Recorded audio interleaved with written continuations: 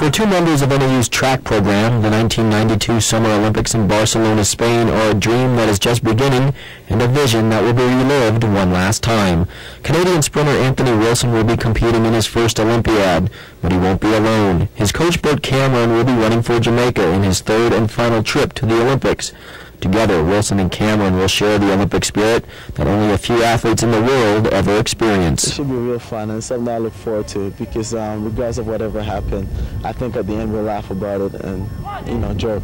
Cameron has been competing against the world's best for 12 years, so the pressures of international competition are nothing new to him. I have a good chance to medal in the Olympics if I get to the finals. The most important thing for me is to get to the finals first because I have a lot of experience, and the fellas that I'm running with, I run with them all the time.